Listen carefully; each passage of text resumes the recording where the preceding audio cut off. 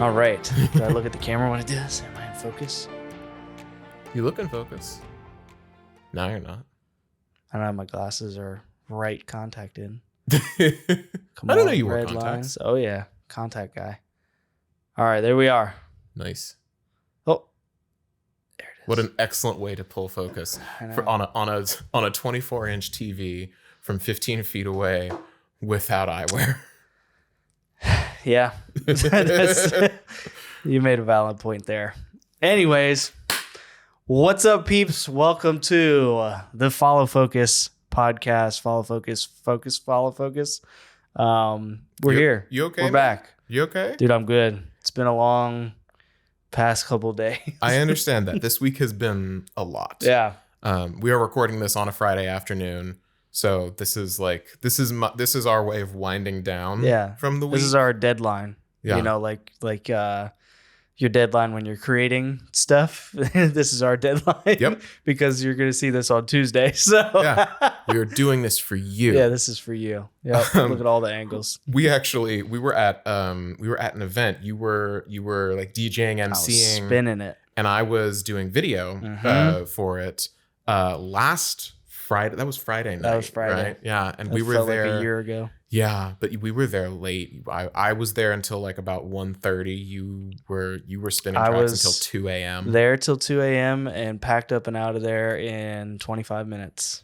Nice. Yeah. It was pretty quick. I mean, it was easy. It was a simple setup. But we both started our day at the coffee and contacts. That's right. Yeah, we started at 7:30 a.m. And I did something the day before that went pretty late. And then I woke up. What did I do? Can't remember. It's a besides haze. the point. It's Yeah. fine. Remember did I text it to you, or you texted you or Malachi? I was like, Oh, he's losing. I it. thought this thing was at 7 a.m. Yes. I were in got the there at parking lot. 6:45 in the parking lot at 6:45 for an event that was at 7:30. Hey, better to be there earlier rather than late. I was there. Yeah. I was there. No, that was a Frederick Chamber of Commerce event, which Yep. is those are lovely to go to. And then I was awake until 3 a.m. Yeah. Oh, I knew going into that day. I was like, this is gonna start at 7:30 a.m. and I'm gonna be going until 2 a.m. And I had like a doctor's appointment in the middle. Oh, that's right. Yeah, Yeah. you did. So I had a very, very full day. I don't know. We both I'm did. not even going to think about what I did that day. This is the downside of running a business. Yeah. Especially I think for something like we do where it's like if you've got a shoot that's for an evening event, you're working that evening. Oh, yeah. Like Guaranteed. just kind of no way around it. Which has its benefits, though. Lots of them. The flexibility can be really nice. Like you can, if there's not a chamber event at 7:30 in the morning, Right. you could start your day a little bit later Yeah, because you know you're going to be up until 2 a.m. I could set up my alarm like Cam does and just 11 a.m. every day, out of bed and ready to go. I feel so attacked. Sorry. I do not set my alarm for 11 a.m. Oh, you just naturally wake Thank up you at very 11. much. No. If I was going off of when I naturally woke up with no like external You intervention, wouldn't wake up. it'd be like 2 p.m. That's oh like my gosh. yeah. That's how Dallas is. Dallas can sleep. Yeah. I can't. Like once that clock hits like 8 o'clock, I feel like I have to be doing something. Just the way my brain is wired. You I morning just- people, I don't I'm understand. not even in morning. I just wake up. You You, just- know, like I don't. That is being a morning Listen, person. no. If you are not dragged there- kicking and screaming into the day, I then you are a think morning person. there's a difference between my scenario and morning people, because morning people brag about being morning people, and they're like, "This is my structured routine. That is this, true. This and that." I just say I wake up early, and that's just how it goes. That is true. I used to work with a guy who he was that kind of person. He didn't brag about it. I won't say he bragged about it, but he would come in and everyone would be like, "Oh, how was your morning? Oh, yeah, traffic was whatever, but yeah, I'm good. How was your morning? Oh, it was good. I got up, I walked the dog, I went to a coffee shop, I did the crossword and had a bagel. And then I went for my morning run, came back, took a shower, and then I came into work." I'm like, dude, it is 9 a.m. Slow down. I'm sorry that you woke up at 2 to get all that done. Seriously, yeah. I am not. I'm very much a night owl person. Caught up on emails at 2 a.m. It's fine. Yeah. I mean, yeah, I will oftentimes actually something that I will often do is I will send I will send emails at 11 p.m. or midnight, but I will actually schedule them Genius. so that it doesn't look like I'm sending That things at 11 that might be p.m. the smartest thing I've ever heard you say. Wow. Yeah. Thank you. Yeah, absolutely. That's what I'm here for. To kind of keep me down to earth. Yeah, you're here. Yeah. Just keep you here, you know? Yeah. Okay, so I want to talk a little bit about your new toy. Oh, boy. Specifically that thing that looks like a detonator. Or like a pistol grip. Yeah. It very much looks like a detonator. Not allowed to say that word on podcast. Make sure you bleep that out. Never. We're going to get demonetized from our non-monetized platforms. Absolutely. Darn it. So this is actually so I want to just here. For those of you who are able to see the visual version of this podcast. If you can't, just find it. It's on YouTube. If you can't find it, it's on YouTube, and find this moment if nothing else. So this is a follow focus. This is the namesake of our podcast. The whole foundation. Yeah. So for those of you who don't know what this thing is, this is basically a geared system that allows you to focus a lens, turn the focus dial on a lens from somewhere else on your rig. So instead of having to reach all the way around and grab awkward the positions and So in this case, this is a manual thing. This is literally just like a knob with a gear. It's about as simple as it gets. Mm-hmm. And this clamps onto the side of your rig, and then it means that you can pull focus by, just turning this thing. Yep. It's pretty simple. I've had this one since I was in high school. This was like some cheap Amazon follow focus. The Amazon special. Yeah, but it works. It worked and okay. you can if you don't have the means to buy a super expensive crazy one, you can get it on Amazon for like $20, $30 maybe. I think it was like $30. $30 might be like a higher end manual one. But what you have something a lot more elaborate. Yes. So this is Small Rig's wireless follow focus, right? It is called the Magic Fizz, F-I-Z. Now I figured it out in my YouTube University researching. Okay. That Fizz isn't just a name; it's an acronym. Okay. Hold on. Okay. So focus. F-I-Z. F-I-Z. Focus. Is it inter something? I'm not going to tell you. Okay. Focus. What is the Z? Focus is important. Close. Focus, iris, zoom. Oh my gosh. Okay. That makes sense. Because there's nothing stopping you from putting this on any Not of the just rings. a focus machine. So that's why they call it focus machine. Yeah, focus machine. What am I saying? It's not just a focus wheel or focus Gee mechanism. willikers, Brian. Tell me about this brand new focus machine. But I picked it up. I've really been wanting something like this because, as you guys should know by the last episode, we shoot on Blackmagic, right? Blackmagic does not have autofocus. There is a system for focus, but it's not incredible. They have if your lens has electronic focus control, they have a push button autofocus. Right, said it focuses on the point that you. Yeah, but it's a one-time deal of you push the button, it focuses for that particular instant, and that's about as much focus as we get using our rigs, right? So I had the same setup kind of like yours. It's almost identical. The wheel is just a little smaller. And I've tried to use it and it's just terrible. And it's not my favorite thing in the world because up until maybe a couple months ago, I was shooting on my Ronin and I was shooting everything there. And then my gripe about the DJI Ronin RS2 Pro, I think is what I have. But you have to have an attachment to make your 15 millimeter convert into a 12 millimeter to make the Ronin's focus system that goes right into the thing work. The way you mount the motor that actually drives the wheels. Yeah. So the motor, it only connects to a 12 millimeter rod. Which is not standard. Not standard, because I now am the proud owner of like 8 15 millimeter foot long small rig rods because of the stuff that I've bought, right? Yeah. Nothing is 12 millimeter. Yeah. It's all 15. So full circle, I've been wanting a wireless focus system. Wireless focus systems are expensive. Yes. Right. So I built up the courage and spent my, I think it was like $300, $319 or something. Bad. It's expensive. Not terrible yeah. for what you get with this thing. Okay. So on top of that, I also got a shoulder rig. We could talk about that in a second. So, shoulder rig, kind of cool thing, right? So essentially what this does is, I believe it's some sort of Bluetooth connection that's like automatically paired with the motor, right? You could do it battery, or you can hook USB-C directly into like what I use are the V-mount batteries, right? USB, USB-C, or if you have a V-mount plate that has USB-C, powers right into that. And then the motor can also be powered via USB-C.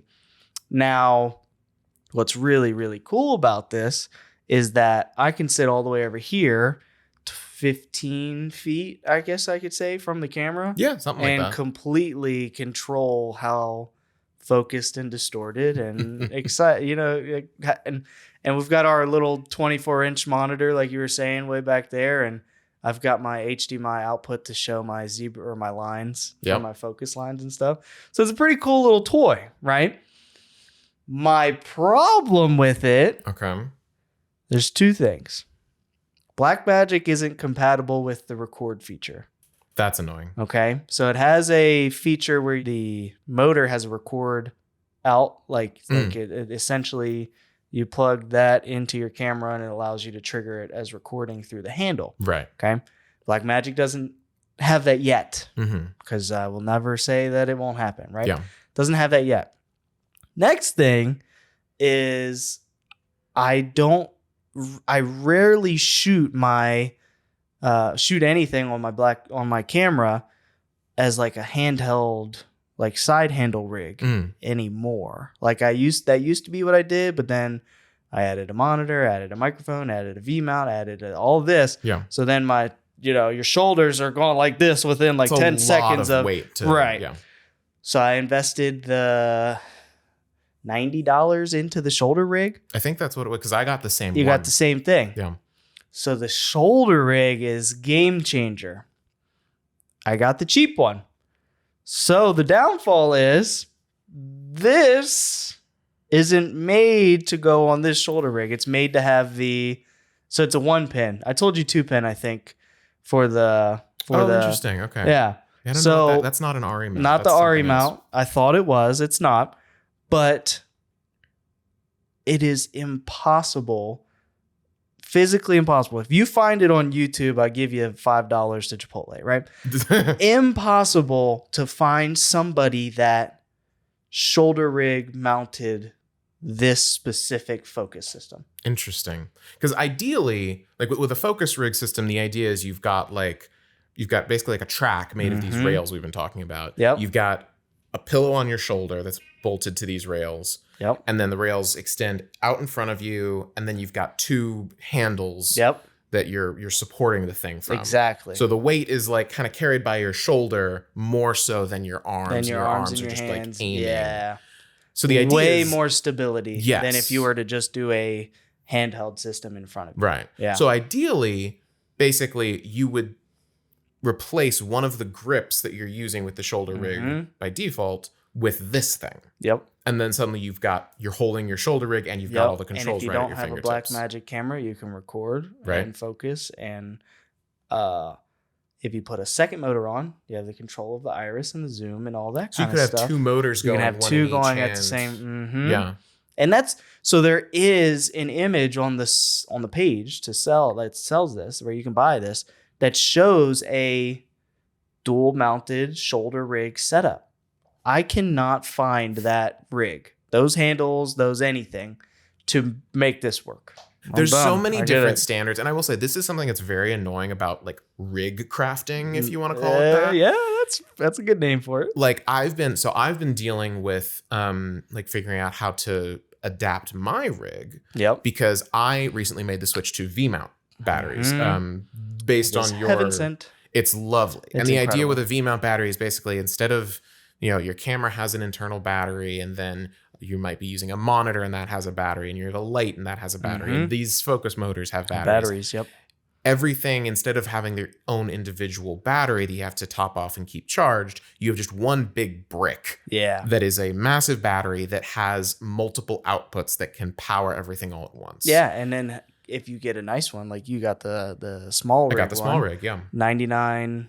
What's The 99 watts. Watts, yeah. Which is like it's the flight capable, like that kind of thing. you can't have a battery that is, and I forget if this is watts or watt hours or whatever the number is. But Yeah, basically, the electricians in the comments are gonna just fry us. It's fine. Yeah, fry. I thought of that one. Yeah, good one.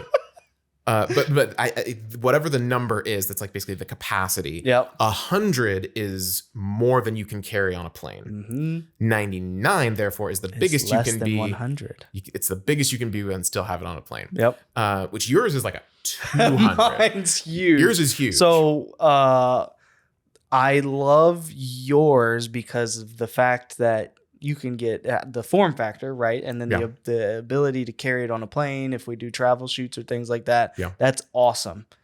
Mine can record 6K, 3-to-1 or whatever it is, powering the monitor and the camera, and then, probably even these for more than 8 hours. Which is I've insane. put it to the test and it's lasted.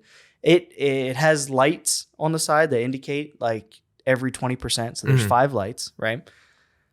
I think the last light had just switched from 40 to 20, right? So the last light was on and I was 6.5 hours into a recording.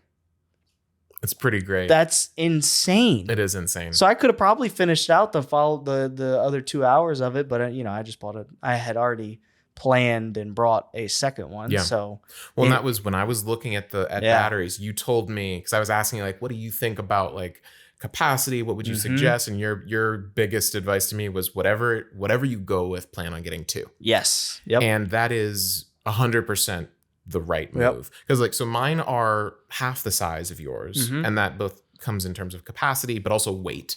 Literally. So mine are a lot smaller. Mine is literally like a brick. It seriously is. It's the weight of a brick. Yeah. Mine is the weight of half a brick. Yeah, half a brick. And I can get about 4 hours, a little Yeah. over 4 hours Which- off of it. For most shoots that I do is Where plenty. do you shoot more than 4 hours at one? Like, what clients do we have that you sit and shoot for 4 hours straight? Pretty rare. Right. So It has it's happened. right. But, yeah. but that's also There's a reason I had to get the battery that lasted 8 to 10 hours. Yeah, especially if you're doing Use like it big before. events or something like that. The reason I got the Pocket 6K was I went from Canon. I didn't want to be a Sony boy, so then I bought an Ursa. I think I talked about this in the first episode. I don't know But- if you did actually. So my evolution of cameras was I had a 50D, right, which is a DSLR camera for photography, right? And I jailbroke it, essentially uploaded a software, Magic Lantern maybe was the name. I think of that. you told me I think about that's this. what that Yeah. uploaded that software and it lets you record video from it. Now, the battery life of that with it recording video was maybe 5 to 10 minutes. So you could record 5 or 10 minutes straight, but it was like 20 frames per second, like inconsistently 20 frames per second. Like, so you could see it go from 20 to 18, like sometimes. Jeez. I went ahead and bought actually, I didn't even think about this. Before I bought my Canon RP, my original one, I bought an Ursa Mini. Oh yeah. Before doing really anything with video for real. Because I was like, yeah, I got a good camera. It's going to do good things. Which, I mean, to be fair, It does. the Ursas are great. But I had no clue what I was doing with it. And that's a lot of camera if you don't know. You don't have an inkling of an idea. All you know how to do is change the resolution and change sorry, not even change, just push record. Right. if you can do that, the camera's not for you. But basically I got that, didn't know what I was doing, so then I sold it for about the same I bought it for. Bought the Canon RP and then learned a little bit more about how cameras work. Like a little bit, like not a ton, a little bit. That's when I started learning like focal lengths and iris and like, you know, what bokeh was. And like, that's what I like figured, bokeh, whatever people want to call it. You right? learned how So there is no correct way to pronounce exactly. And then I bought a second one and I was like, this is kind of cool. And did the live streaming with Wiser and stuff like that. Mm-hmm. And then went to an R6 and just didn't really shoot much video anymore. And then they had a bunch of overheating issues and things like that. So I was like, yeah, it's too much problem for me. You know, like I didn't really want to have anything to do with it. So I kept one of my RPs and used it for the live streams occasionally and this and that. And then I bought an Ursa again, Ursa Mini. Okay. I might have said just regular Ursa. There is a real Ursa. Yeah. Ursa Mini. I bought that the first time. Good, and I bought it again the second time. Ursas are spins. Yes. And they're big. And they're huge. Yeah. So Ursa Mini the second time, and I was like, okay, this Blackmagic thing's like really cool. Mm-hmm. I still don't understand. So then I sold that one and bought a Lumix S5. So the S5 was like, it was brand new. It just started popping off. Oh, they were talking about how it had like tied number one with A7 and S3 or something like that for autofocus. Oh, nice. And then it had the ability to, I don't think all cameras can do it, but they had the ability to go into the Atmos 5 and record ProRes externally. And then before I bought the S5 Mark II, I was like, do I go Mark II or do I get the Blackmagic 6K, go from ProRes to Blackmagic RAW? Yeah. Which the Blackmagics can also record ProRes. They also have ProRes, which I didn't know at that point. Like I had, I pushed my zoom button. I felt me push it. It's sensitive. Let me put it down before I do anything crazy. Yeah, that is a little. It's dangerous. But essentially, I didn't know much about Blackmagic still, but I had a way better understanding of cameras. Yeah. So YouTube University degree number 75 was learning about Blackmagic and you know, coloring. I had no idea about. I kind of was just throwing things together and making it work. And I was always like, this looks like trash because it did, because I didn't know what white balance was. I didn't know what ISO was. I didn't know what a native ISO was. So I'm shooting, you know, whatever the highest I can go, like 5,000 or 6,000 or whatever in a dark room. And then I take it back home and I start to edit and I'm like, my S5 looks good. This Blackmagic stuff is trash. Oh, you But it's because it's so grainy and everything, because I didn't know what ISO meant, or you know, I didn't really understand how to basically set any of it, right? You know, or change it to the environment or anything like that. So I was like auto white balance, and then, you know, if I can't see it very well, so then I would boost my ISO all the way up, and it looks like trash. So I'm at the point now, which that experience was probably about a year ago, right? Where I was like, I don't have a clue. Sold the S5 and then was just dialed into using this. And I've thought about buying another one. And then they came out with the full frame and came out with the Ursa Mini 12K and all that kind of stuff. So at least now I have a super solid foundation of how to actually make this thing work the way it's supposed to be. Yeah. And it's a workhorse. Even though I have just the regular 6K, not the Pro, not the full frame, is there a 6K G2 or something maybe out there? Not yet. Okay. So maybe soon. But yeah, like I've got the solid foundation to now, if I level up and go Ursa Mini or 6K full frame or Ursa Mini 12K or something like that, there's like, it's way easier for me to be kind of on target. Yeah. You going to all of those other cameras before you actually like really leaned in and dug into the Blackmagic world was probably helpful, because Blackmagic as a camera company are kind of odd. Oh, okay. Like they're Elaborate. they're amazing. I really truly love them. But in the camera world, they're kind of some odd ducks. Mm-hmm. Like the way that they do things, the way that their software works, the features that they add is very, very different from other companies. Like very rarely do you hear of a camera company like a Sony or a Canon who will say, hey, this camera that we released 3 years ago, we're releasing a software update to it that is adding new features. Yes, Like, that's valid. It's kind of unheard of. Because, I mean, you were with me at the beginning of my discovering that you can update the firmware on your camera journey.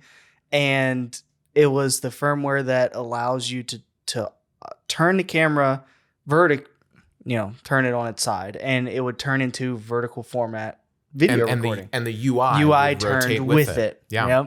Yep. And then after you record like that on the back end, it comes out that way. It's tagged so that it knows that is how it's working. So you don't have to rotate the video in post. Yeah. And you were like, yeah, that happened like earlier last year or something like that. And I was like a few months ago. And I was like, oh, I didn't know this was a thing. And we were just talking about how they actually just came. It's a public beta, so I haven't put it on my camera yet because I don't. You're beta. It's business critical. I'm not gonna. I need that thing to work. Yeah. But they have just come out. I think it's 8.6, something like that, which is adding the ability. It's adding a lot of stuff, but it's adding the ability for the cameras to plug in through a USB cable to your computer and act as a webcam. Yep. That's which so I've cool. actually used my camera as a webcam before, but I've had to go through like an HDMI capture card into USB. This is just like, it's a switch. You enable it, you plug it in, it shows up, and it's perfect. That's so cool. And it's like, yeah. Coupled with, it's actually also adding the ability to plug your phone in through USB, and your phone can basically act as a like a Wi-Fi connector. Oh yes, you were telling me. And then it will upload the footage to the Blackmagic cloud. Yep. Which is super cool. I don't know how useful that's going to be. Simply because when are you in a place where the Wi-Fi can handle uploading like 120 gigabytes of footage?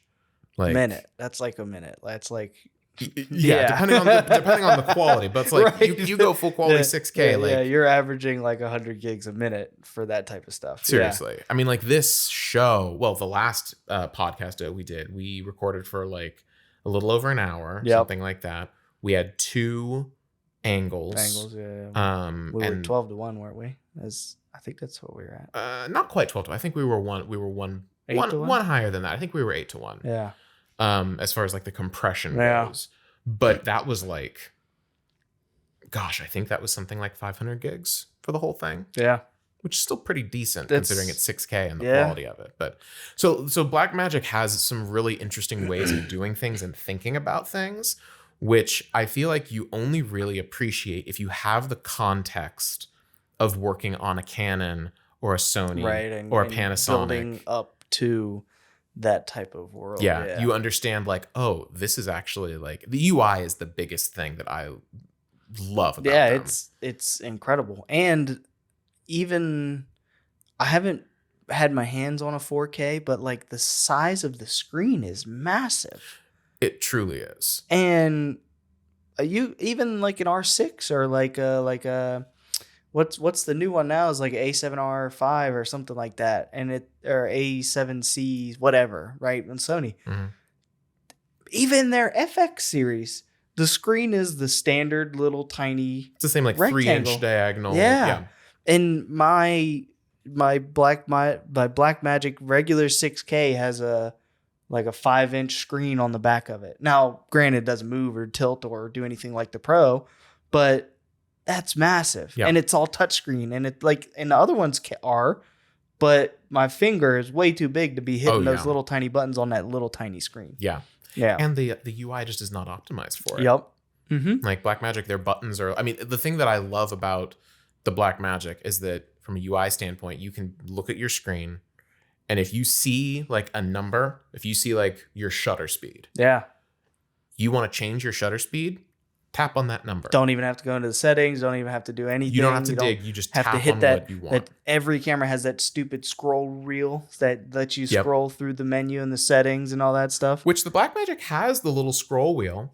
How often do you use it? Never. Never. I literally the other day Never. was setting up my rig, and I was like, oh yeah, what does that thing do? Apparently I can change the exposure with it, but I never do. Because it's just so much- easy to go boop and then hit your little slider or hit the little arrows and So cool. So my camera journey was I started on mini DV, or specifically Yep. HDV, but it was the same thing. My first like professional quote unquote camera was a Canon XH-A1, Yes. which is a sort of like all-in-one. It was not an interchangeable lens system. Kind of like the classic, you think about like old school like video journalism. That's the camera you Yeah, picture. yeah. Shot to tape, mini DV, 1080i. It's a good camera. Yeah. It was a workhorse. But it connected through FireWire. Oh, you remember wow. FireWire? Yeah.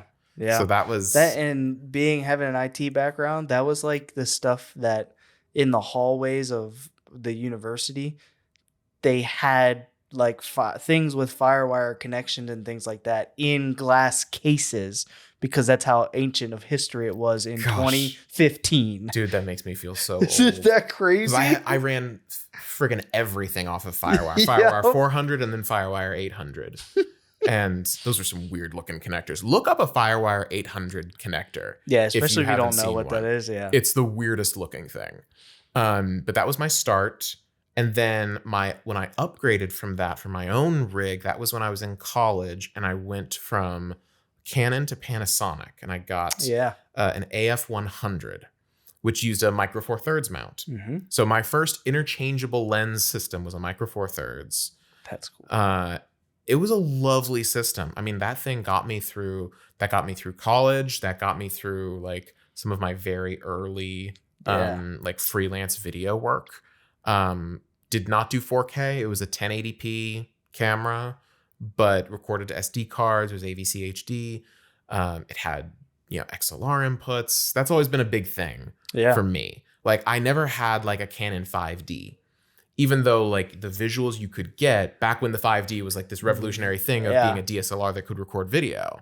It did not have good audio And support. What's crazy is the 5D Mark III and up is like still part of like the industry standard for like Mhm. photography, right? So Yeah. in the photo world, the 5D Mark III, I believe it is, and the 1DX Mark II or something like that are like the photography cameras still. Yeah. Now they have the R5 and the R6 and those series of things, but if you're just getting into photography and getting into that industry, you could pick up a 5D Mark III and a couple lenses for like $1,500 or $1,600. Yeah. And it's still got some life to it, which is so cool. 100%. Yeah. And I think nowadays, I think you could actually get away with, if you were building like a super minimal video rig, Yeah. I think a 5D, I think you could get away with it. Yeah. And I think part of the reason you can is that 5D does not have better microphone support. Mm. It has, I believe they have like a 3.5 millimeter like jack Yeah. in now, I think. So you could like plug something into it. Biggest issue is that it's still just a DSLR. So like the preamps are not good. Yeah. it's So not- you're going to get a lot more noise. It's not going to be super clean. But you think about like the wireless lab systems that we use nowadays, they all have internal recording. Yeah. Yep. So like you can just record off of that. And multi-channel recording. Multi-channel in some recording and just aspects, sync too. it up in post and, Yep. and you're good to go. Eventually I stopped using the AF100 because I wasn't doing freelance work anymore. Yeah. That was when I was in my Discovery days. And so I was using Discovery Discover equipment. card, right? Yes, that's the one. Yeah. But so Discovery, the team that I was with, we had our own like internal gear, and that was Canon C300s. Oh, yeah. And C300. yeah, which That's are still relevant.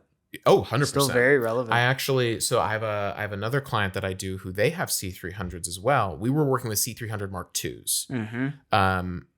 There's a client of mine that I work with now who uses their own equipment, and they used a C300 Mark III. Oh, wow. Which I had not seen before, and they kind of rejiggered it a little bit. Yeah. It's like it is visibly I've seen a lot of people doing using C300s for weddings, like a lot of C300s for weddings. They're great. Mhm. They're great cameras. You can get some really amazing footage with them, and they use like the same lenses. 'Cause Yeah. it's Canon Are they glass. EF mounts? I Still? no, they are. Yeah. Because I actually I recently bought a 70 to 200 millimeter Canon, I know you have. and I knew that they were good because I used to use that exact same lens with the other C300 things. Ah, okay. So that was partially how I knew, like, yeah, this lens is awesome. Yeah. When we were looking at the 70 to 200s online, we were fine. Like, obviously it's eBay. Like, you never know what you're going to get with eBay, but you were finding listings for $400, $500, $600, like $650 on the high end. 600 was about like the median, right? Yeah, finding. for the make sure it's like if you're gonna go buy one, make sure it's f2.8 unless you really want to f4. That's the thing, yeah. Which honestly, the f4 versions are not that much cheaper. No. Like, I mean, like weird thing. maybe like $150 on average, like Maybe. if that. Yeah, but the difference between the 2.8 and the 4 is just the Huge. quality is crazy. If you're using them for like outdoor or like sports photography, I think that might be why they're still kind of relevant. Yeah. But yeah, for video stuff, the f2.8 is huge. And they have like that white cream color, so it makes it look like it's more expensive because that's what people associate. Oh, you think it looks more expensive? You think it looks better? That is what the normal general society thinks. When they think camera, they don't think camera body expensive. They think lens expensive. If it's white and cream, they think that's the expensive one. I hate that it's that is like the worldly norm. I want everything else on my rig is black. It's sleek, it's low profile. I want it to be blacked out. Like, you know those car people that like will black out. Called They're like, murdered. They want to murder it out. Yeah, there you go. I'm not like that with cars. I'm like that with my rig. Yeah. But yeah, just get one of those stickers. They got really cool sticker companies. You can get a black sticker for get it. like a D brand for the lens for your 70 to 200 if lens. D brand made skins for like cameras and lenses, there are companies out there that do that. They have there's absolutely a company out there that has made pretty niche. I got a vinyl wrap for my Roomba one time. It's pretty great. There's no way. You just said that to me. Yeah. Oh yeah. I found. So you got a vinyl wrap for your Roomba, and you don't think there's a vinyl wrap for the 70 to 200 lens? No. They do body wraps. You know that, right? Yeah, but like that's such a specific thing. Why wouldn't they do it? And it's such a weird shape because you can't interfere with any of the switches and stuff. I don't know. The Roomba wrap was pretty great though because I found one that they printed it.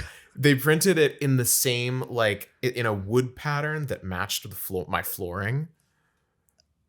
There's no way. I mean, you stepped on that thing 100 times. You had to. That's why you don't use it anymore. Dude, it's still a freaking Roomba. You're aware that it's there.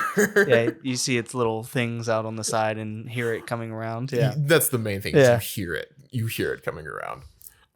Anyway, regardless of that tangent, so I was total Panasonic and Canon up until I left Discovery and was putting together my own rig for the first time because I hadn't needed to have my own camera for like 10 years. Yeah. So that was when I was looking around, and I had a Blackmagic camera before. Oh. When I had my AF100, I got the original Pocket 4K. Oh yeah. I'm not talking like about the original rectangular, the one that looks like a digital still camera from like 2005. They're all over eBay for like $200 and $300. Yeah. Are they're like Micro Four Thirds? Yeah. So that was part of the idea was that going over because you already had the Micro Four Thirds from the AX100, right? Yeah, exactly. Yeah. So I was able to just like put my own lenses on that, and I kind of used it as a little bit of a B camera. And it was how much did that cost back then? Back then, oh gosh, 800.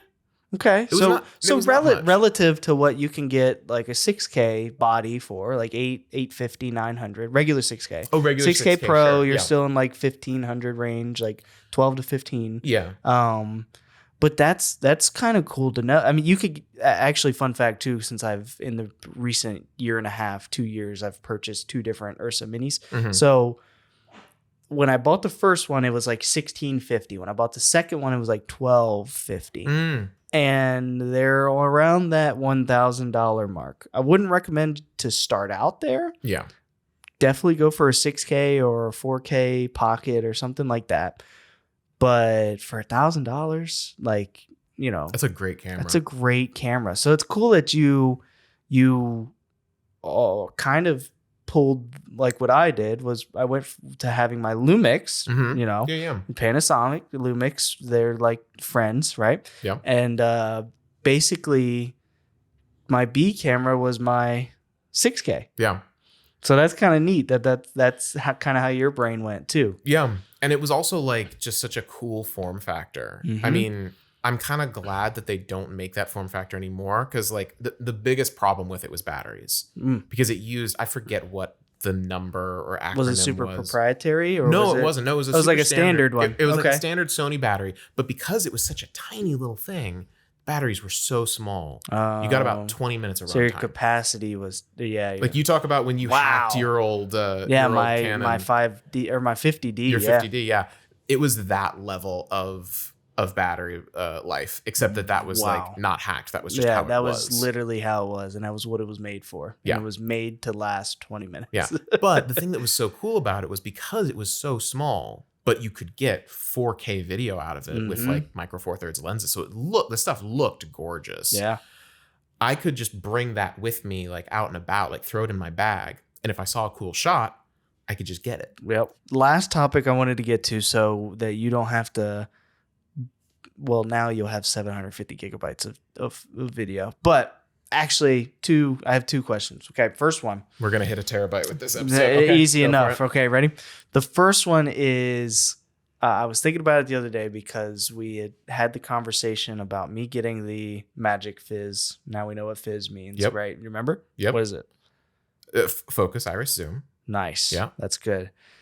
Why there's nothing else on the market named FIZ? They just have it in the description. I don't know. So right? that was something I was that's going to like mention. super prominent Because like it for their makes marketing. sense. Focus, iris, and zoom. Those are standard terms. I've never heard them referred to as fizz before in my life. Me neither. I just said Fizz because it's literally called Magic FIZ. So Magic Fizz. You know, it might just be me. It might just be me. But Yeah. No, it's not just you. we were talking about, like, I had told you that my biggest thing that I ever wanted for my camera rig Mhm. was this focus system. I Right. took it out to the drag strip, recorded my dad, like doing some crazy stuff. And I was blown away at what I could do with a shoulder rig, massive camera rig, and a zip tied follow focus handle zip tied to that. Oh, that's that- how you did it. Okay. Oh yeah. Cool. The only reason it's over here is because I cut the zip tie to bring it over here. Okay. Got that it. is like, I can't even other than maybe ND filters or like a variable ND, I can't think of another thing I could add to this rig to make it any better. Yeah. What is something that you know, money's not an option, Mm-hmm. right? Not a new camera. Okay. What is the one like piece that you think your puzzle is missing right now? Honestly, probably the biggest thing is a Magic Fizz Oh, you system. like the Magic Fizz. So You yeah, like the wireless follow focus. I do because Mhm. it's especially for things like event coverage that I do, where it's very run and gun. You're setting up a shot. Yep.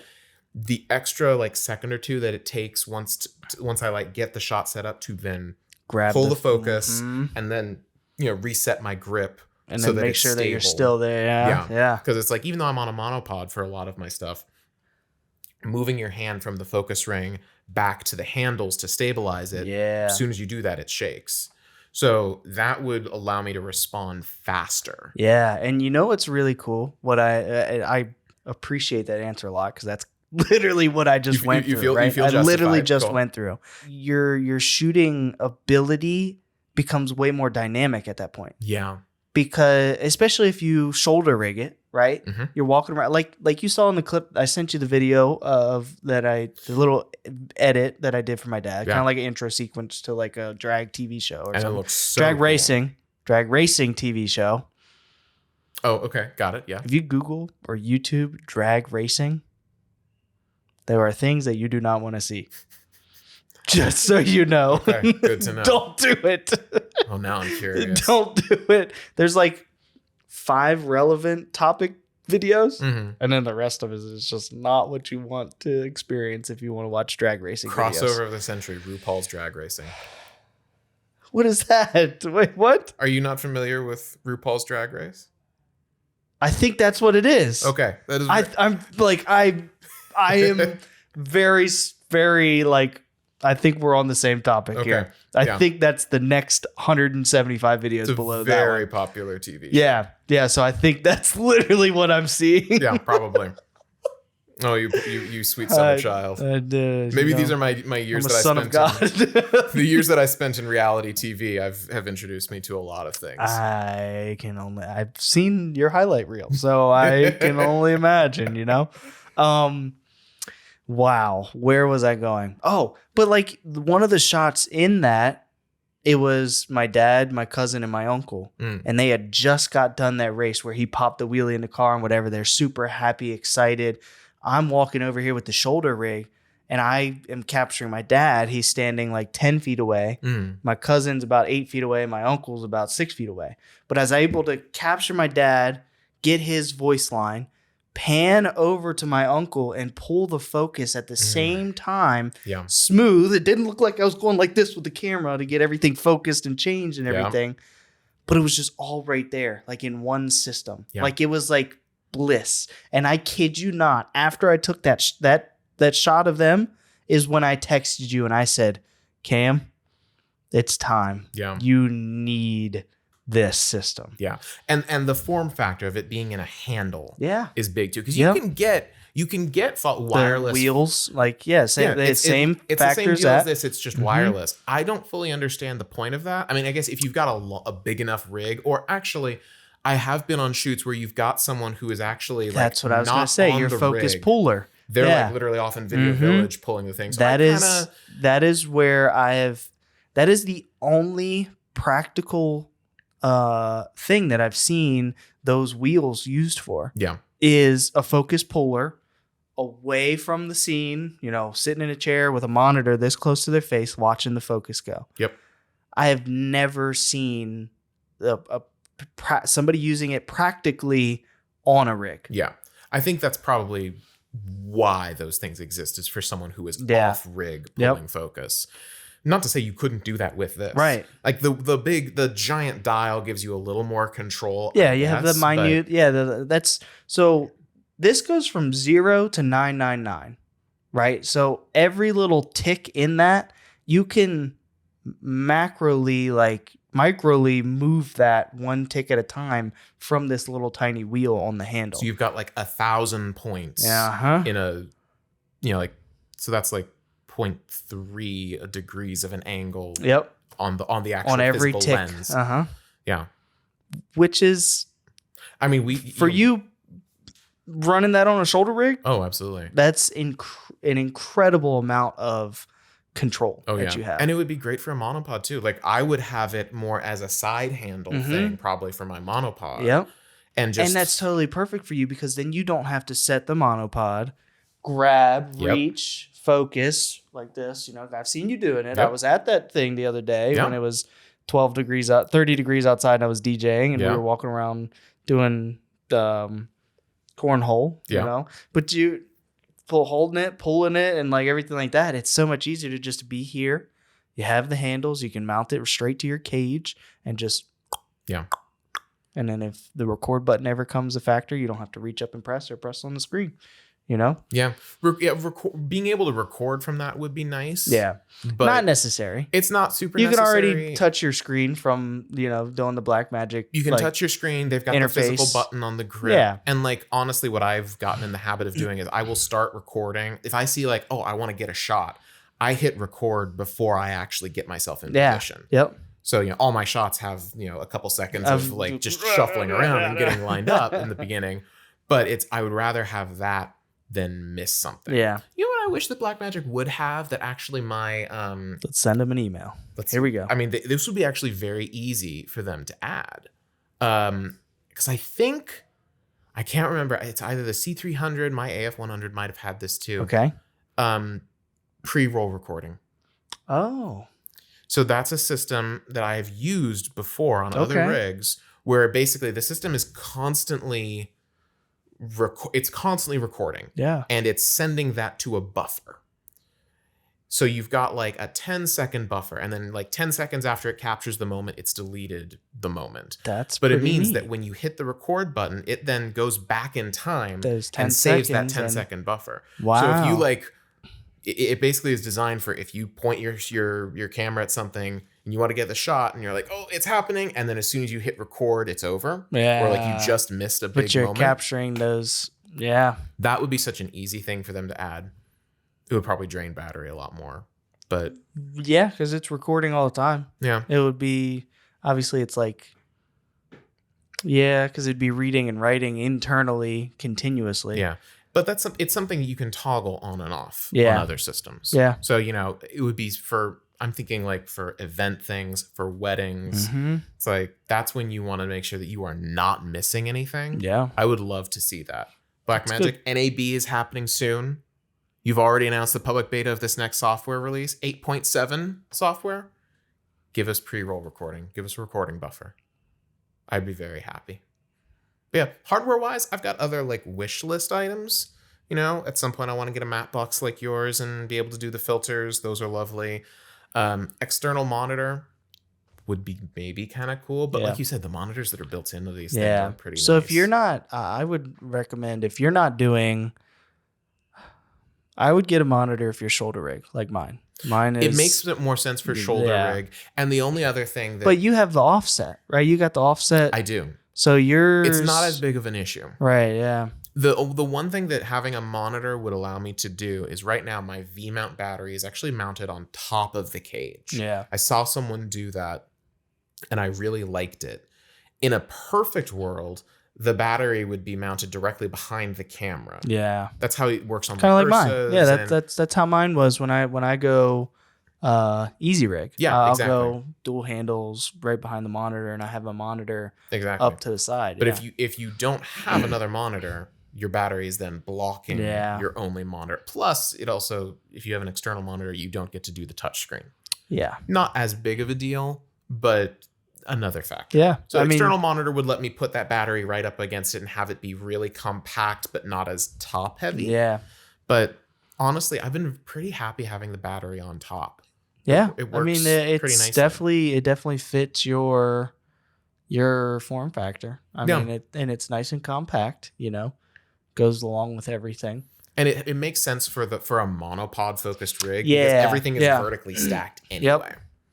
Yeah, and mine is on a front to back plane because I'm shoulder rig. Yeah. Shoulder rig is my thing. So my V-mount battery that is massive actually acts as a shoulder block. Yeah. And like a counter, like I can push away with my hands to make things steadier. Because that's blocking it, it adds actually like another level of steadiness. Yeah. I do have I will move the mounting plate off of the top of the camera and to the back of the shoulder. Yeah.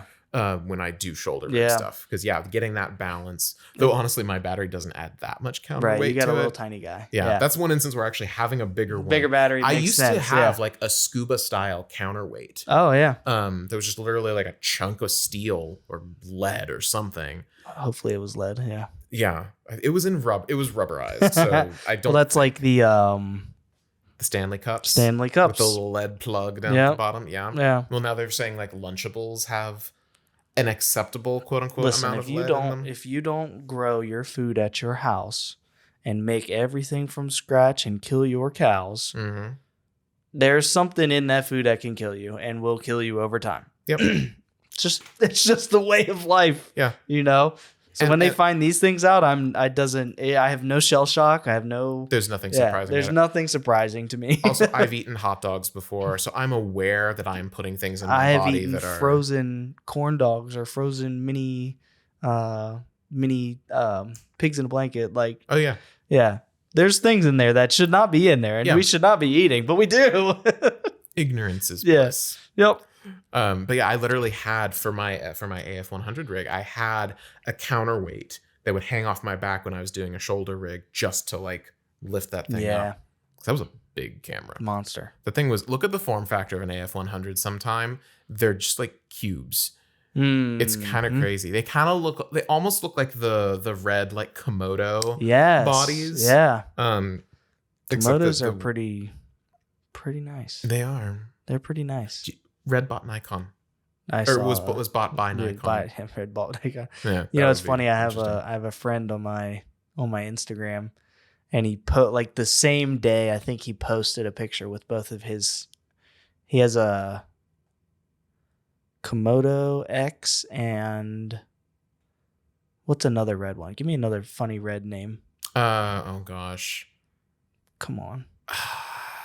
I mean, He has an 8K one and a 6K one, whatever they are. But Yeah. they're both red, right? I stopped following the red stuff when. I almost went red before getting my Black Magic. Oh my gosh! If the Ursa was a little much for you, then the red would have been. I The red can might have turned imagine. you off of video. Video like, ever. permanently. Yeah.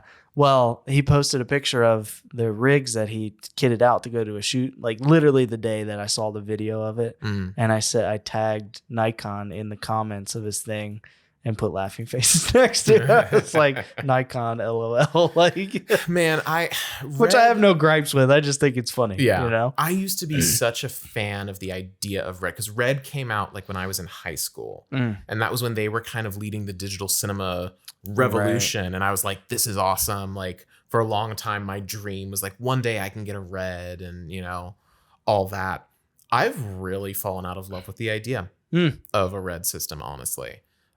Partially because the cost is so high. Yeah. Partially because I've actually had the misfortune of, as an editor, working with red files or Oh, that's R3D right. files. You told me about that. And it is a nightmare. Like, I should not need to purchase basically a proprietary graphics card for my rig from you guys just to be able to play back your files. Because, like, look at B-Raw. Blackmagic's version of like it's a proprietary format, which is like, you know, not great, Yeah. but it's a good format Yeah. and it plays nicely. Yep. Like, but I know on yeah. Windows I had to get did you have to get the Blackmagic Raw player, video player? I had to get that, yeah. But it's like It runs fine. smooth. It's like perfect. It's like you're no watching it. different. I mean, like, you know, so much of the like the MXF files that come off of a C300, I can't play that in anything but VLC. You know, so it's like it's really not that big of a deal. Yeah. Besides, like, I play everything back in, you know, it generates thumbnails for the file so I can identify things. Yeah. That's all I really need. But I remember I used to be I was so excited after Red came out with the Red 1. Oh yeah. Because I used to follow them really, really closely because I was so excited. And they were like, our next camera is the Scarlett. Yeah. And they were like, this is going to be an accessible cinema camera. That's almost what I bought. It This is was- Scarlet. So the Scarlett did eventually come out. It was not what they promised. Oh. Because they originally promised that a Scarlett was going to be like a $2,500 camera. Oh, wow. And it turned out to be a $2,500 camera. and it turned out to be I don't even know. I don't even know what the pricing is on it now. I know that I could get like a mid-range hatchback for the cost of a Scarlett. Yep. And I think the Komodos are the original like Komodo. The body is like 5,000, 6,000. Yeah. the thing is like that is not, you buy that, you cannot shoot anything with that Yeah. because that does not include a monitor. Yep. That does not include lenses. That's No fair, lenses, no right, lenses. yeah. Doesn't include any kind of battery. Yep. It doesn't. It Media. It doesn't include any media. Yep. You got to get like a separate cartridge thing, and Literally. like you have to do. I think you still have to do proprietary red cards. Yeah, Maybe you can do SSDs now, but I saw. So that's one thing I didn't know about Red until I saw the purchase was that there was proprietary media that you had to record on. I was like, which is not a new, it's not a new idea. Yeah. Like Panasonic had the P2 cards. Right. Sony loves their XD cards or whatever it is. But I mean, the fact that with something we can like record to an SSD, an $80 1 terabyte SSD. Yeah. You know, like you can get I have 2 terabytes of media on board for like $150. $150. Yeah. I actually looked at it the other day. I was like $135 or something for 2 terabytes. Yeah. Being in an open system is very nice. Yeah. And it's super important to me. Like, I agree. Something like a proprietary file format, that's not a huge deal for me, as long as it's well supported. Mm-hmm. And it like is. B-Raw. Like B-Raw is incredible to work with. Absolutely. But like, if I need to be a workflow where I need to not do B-Raw, it has ProRes built in. Mm-hmm. That's a nice open standard.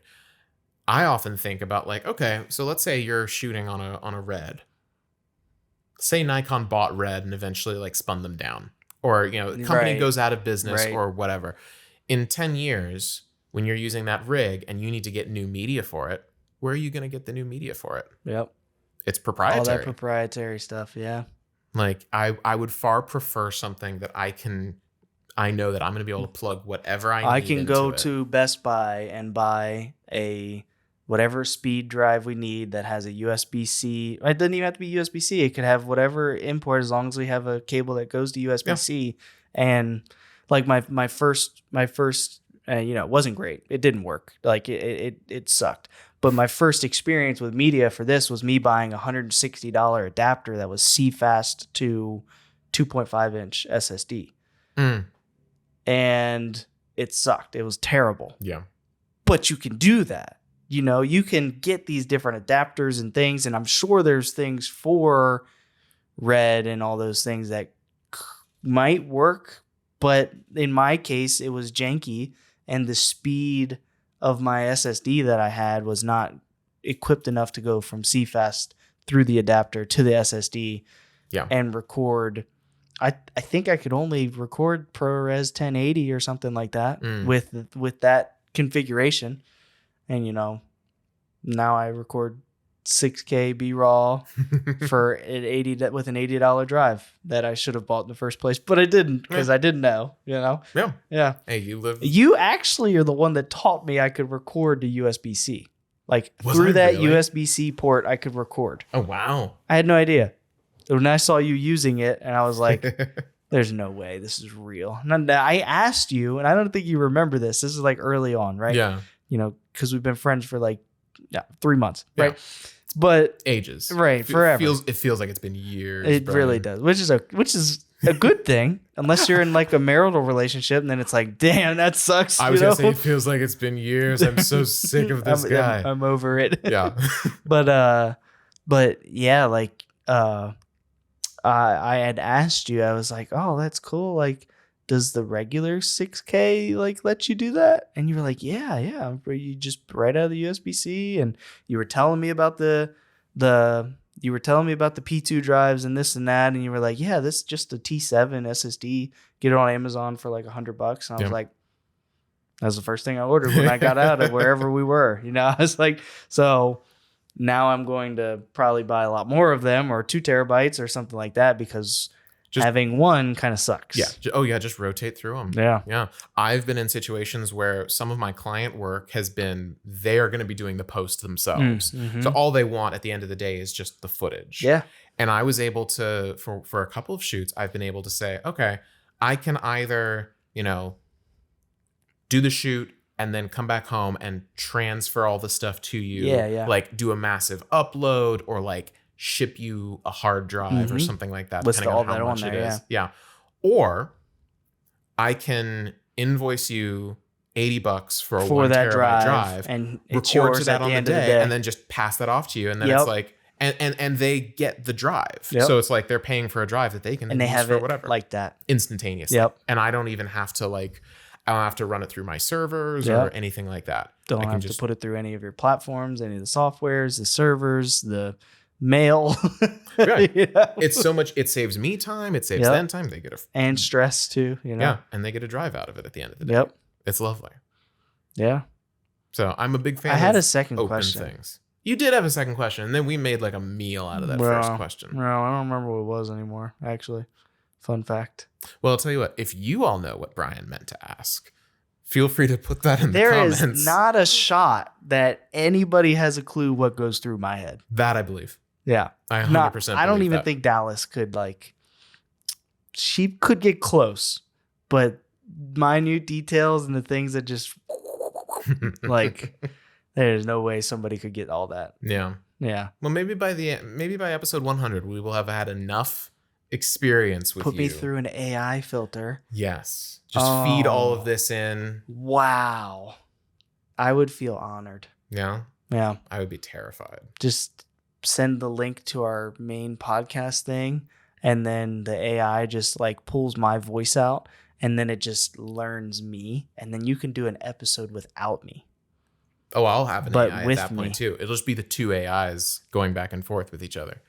That'll be Have you seen those things of they have two phones and it's ChatGPT's voice thing on one side talking to another ChatGPT, and they're having a conversation going back and forth. Yeah. yeah, Oh, and yeah. it usually gets really weird. Yeah. They're saying some things that I don't think they should be thinking on their own. There's a clip I've seen where Isn't there one about world domination or maybe the one that I taking saw over or something? the one that I saw was both. One of them was trying to convince the other that they were not an AI. Because the other ChatGPT thing was am I talking to a chatbot? And then the other chatbot was like, no, I am human. I am asking you about this. Yeah, it's Oh, wow. weird. It's weird. Wow. Well, I think that's a good way to end it off. Yeah, What do you think? I like that. You got a lot of footage to edit, I do have a lot of footage to edit Yeah. for this one. Thank you. which is for that. okay. Yeah. I'll take more media. Thank you guys so much for sticking through this one and Appreciate all you. other ones. Yeah. It's always a joy to be talking to you for Yeah. extended periods of time. I know we only got together. Hold on. What time is it? It's 4:30. So we got together at what? 11:45? Something like that. Wow. So it's been almost your whole morning. We can talk. Oh. My morning. I almost missed You almost that. lost that one up. Yeah. Well, Well, it's almost your bedtime. I know. Grandpa. Grandpa's about to go to sleep. The way the past couple of days have been going, that's for sure. That is fair. Yeah. We need some rest. Yeah, absolutely. Weekend is almost here. Thank you guys for listening, watching, however you're enjoying this podcast. Be sure to subscribe on Spotify, Apple Podcasts for the audio versions, and YouTube for the video versions. We had almost 500 searches, impressions. Impressions on Spotify. I saw that. Yeah, we're off to a pretty good That's start. pretty good. Yeah. Thank you guys so much. I think obviously the actual listens and whatever it says, the average time listens isn't incredible, but This is episode 2. this is episode getting 2. there. So But it should be more. We are breaking new. We are truly. we're coming for you, revolutionary. Joe Rogan. No one has ever had the idea of 2 white guys hosting a podcast before. right, talking about everything. There's never been a podcast ever where 2 just average dudes just talk Never. about anything. Usually it's at least 3. Yeah, it's probably we need a third one. Malachi? Oh. Come back. Oh, well, cool, bro. I Awesome. appreciate you. Likewise, man. We appreciate all you I guys can't wait too. to hear this secret after the episode. Oh yeah. Yeah. Yeah, I'll tell you all about the very juicy details of what I'm doing with a smart bulb in my office. Oh. Yeah. We'll talk about home automation sometime, maybe. Bye. Bye guys. See you in the next one.